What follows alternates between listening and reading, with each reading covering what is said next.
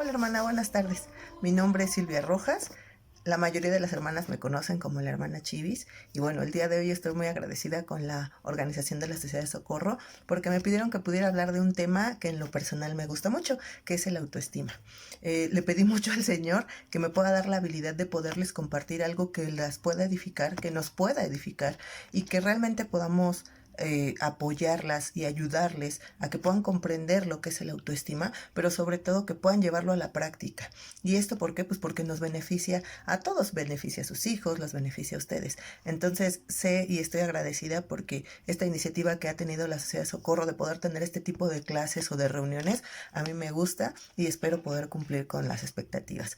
Ahora bien, para comenzar, a mí me gusta mucho que podamos saber de dónde vienen las palabras, que podamos comprender su origen, porque eso nos ayuda a tener una visión más concreta de lo que queremos aprender, de lo que estamos hablando. Entonces, yo soy mucho de definiciones y quiero compartirles con ustedes algunas de ellas para que podamos adentrarnos más a este tema y pues podamos darle un mejor sentido. La definición que encontramos sobre la palabra estimar en la Guía para el Estudio de las Escrituras nos dice que estimar es apreciar el valor de una persona o de un objeto. En la Iglesia se emplea especialmente con relación al Evangelio. Y hay dos escrituras, en realidad tres, que quiero compartirles. En 1 Nefi 17:35 dice en un fragmento: el Señor estima a toda carne igual. En Mosía 27:4 nos dice: todo hombre estime a su prójimo como a sí mismo. En Doctrina y Convenios 38, 24 y 25 nos dice: y estime cada hombre a su hermano como a sí mismo, y ponga en práctica la virtud y la santidad delante de mí. Y de nuevo os digo, estime cada hombre a su hermano como a sí mismo. Ahora bien, el prefijo de origen griego auto significa de sí mismo o por sí mismo. Es decir, que compuesto con lo que leímos en la Guía para el Estudio de las Escrituras y lo que nos dice el prefijo, quiere decir que autoestima es que nosotras mismas nos valoramos, que nosotras mismas nos apreciamos.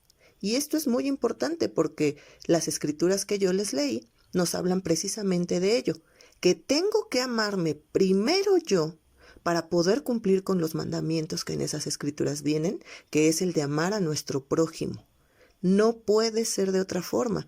Primero me amo yo, tengo autoestima y después puedo estimar o valorar a mi prójimo. Entendiendo la autoestima como el valor que nos damos nosotras mismas, podemos comprender lo que tenemos que hacer o hacia dónde debemos de dirigirnos. En la cultura en la que nosotros vivimos es un poco complicado poder comprender esto, porque ¿qué es lo que nos enseñan? Que si nosotros tenemos autoestima o nos amamos, no estamos siendo buenas madres, no estamos siendo buenas hijas o no estamos siendo buenas esposas. Nos enseñan a poner siempre al otro antes que nosotros. Pero si nosotros vamos incluso a un curso de primeros auxilios, lo que se nos dice en la Cruz Roja es que para nosotros poder ayudar al otro necesitamos estar bien primero. Y es así. No solamente en la parte física, también en la parte espiritual y en la parte emocional. Nosotros no podemos decirles a nuestros hijos que lean las escrituras o que hagan sus oraciones cuando nosotros no las hacemos.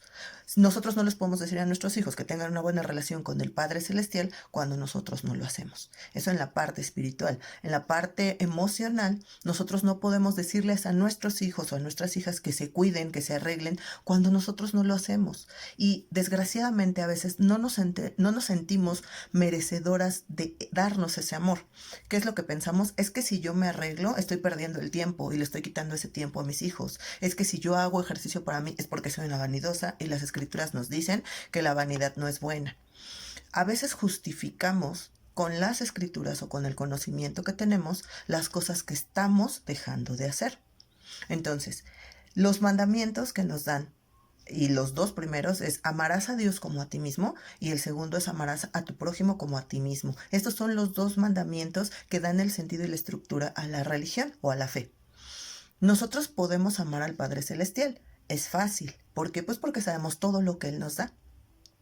¿sí? Es como cuando nosotros nos preguntan por el amor que sentimos por nuestros padres, la mayoría de las veces o en la mayoría de los casos, pues podemos sentir ese amor por nuestros padres. Es un amor nato, porque nos dieron la vida, porque nos cuidaron cuando éramos niños, porque nos dieron educación. Entonces tenemos muchas maneras de poder sentir ese amor por la gente que está a nuestro alrededor, en este caso por nuestros progenitores. Ahora bien, cuando a nosotros nos dicen, ámate, para que así como amas a tus semejantes, te tienes que amar tú, ahí es donde empieza lo complicado.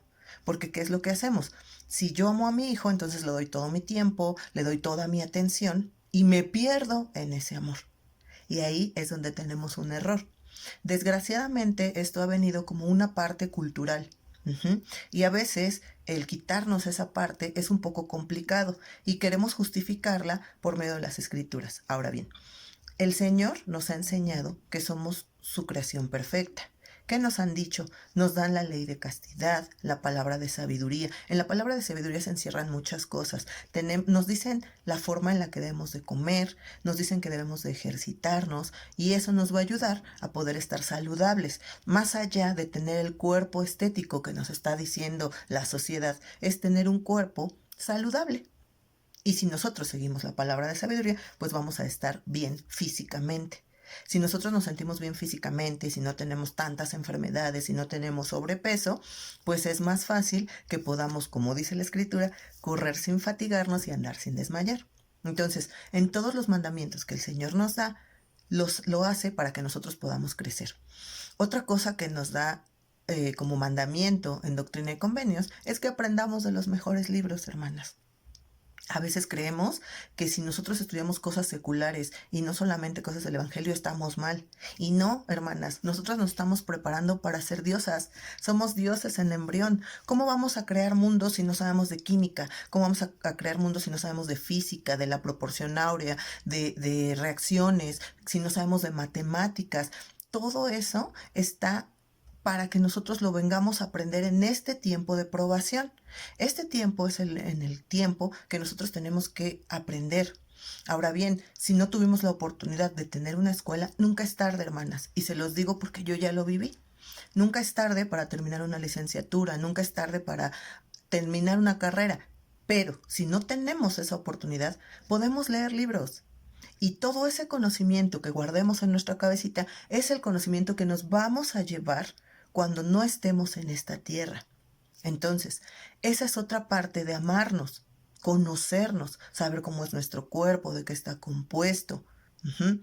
Está bien leer libros de literatura, de poesía, pero no perdamos nuestro tiempo, hermanas, en cosas banales. A eso es a lo que se refieren las escrituras, ¿no? De repente nos perdemos 2 horas y media en Facebook, en páginas de chismes, en páginas de chistes, ¿no? Cosas que no, a lo mejor no nos dejan un conocimiento que nos pueda ayudar a elevarnos.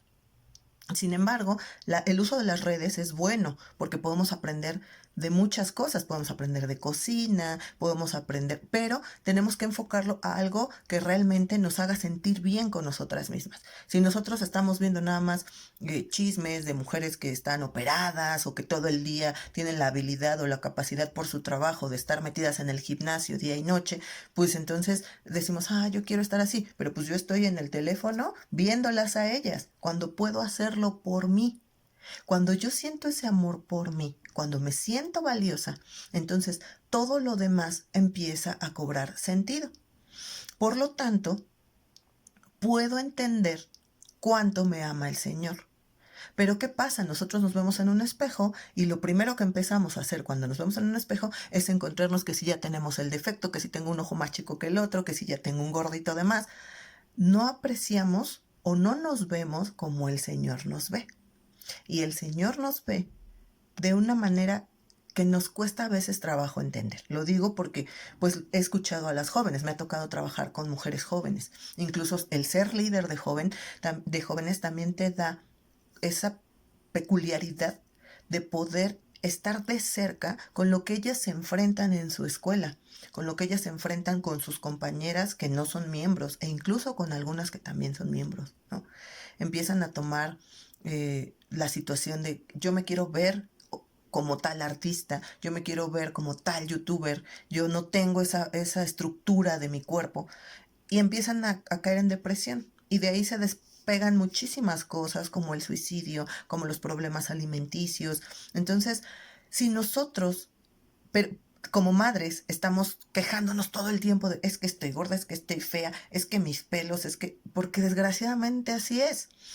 Nos han enseñado a querer aspirar a un prototipo de mujer, a un prototipo de lo que es ser madre, de lo que es ser esposa, de lo que es ser hija. Y si no cumplimos con eso al 100% nos empezamos a frustrar.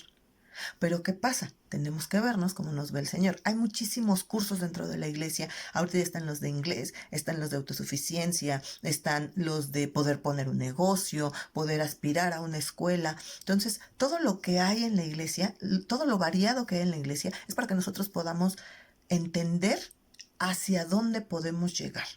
Y si nosotros sabemos hacia dónde podemos llegar y entendemos el potencial que tenemos, vamos a darle un sentido a las escrituras que vamos leyendo.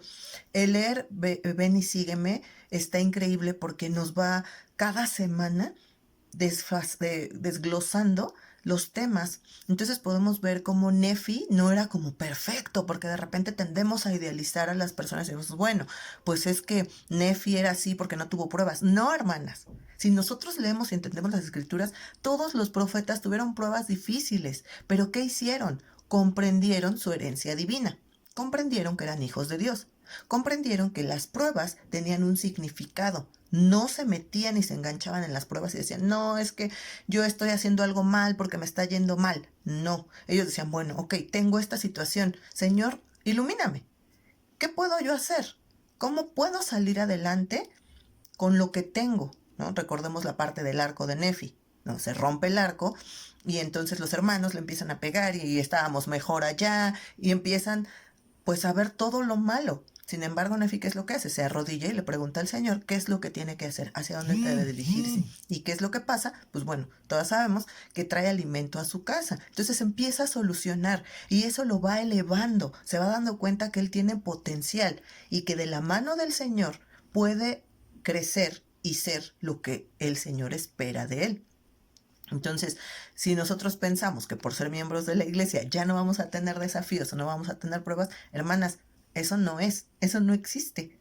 Y aún estando fuera de la iglesia vamos a tener pruebas, vamos a tener desafíos. El punto es entender quiénes somos, aceptar quiénes somos y entender que las pruebas vienen para que nosotros podamos crecer y podamos ser más semejantes a Jesucristo. Entonces, otra de las cosas bien importantes y que les digo que a mí me gusta mucho desglosar, nosotros tenemos muchas guías dentro de la iglesia, están las escrituras, está la Liaona, pero como Sociedad de Socorro tenemos algo bien enriquecedor, que es nuestro lema. El lema de la Sociedad de Socorro podemos desglosarlo, pero yo me quiero enfocar el día de hoy en 2 puntos. Vamos a ver cuáles son los puntos que quiero tocar para que podamos entender un poco más hacia dónde va lo que les quiero decir. En el lema de la Sociedad de Socorro dice: somos hijas espirituales de Dios amadas por Él, y nuestra vida tiene significado, propósito y dirección.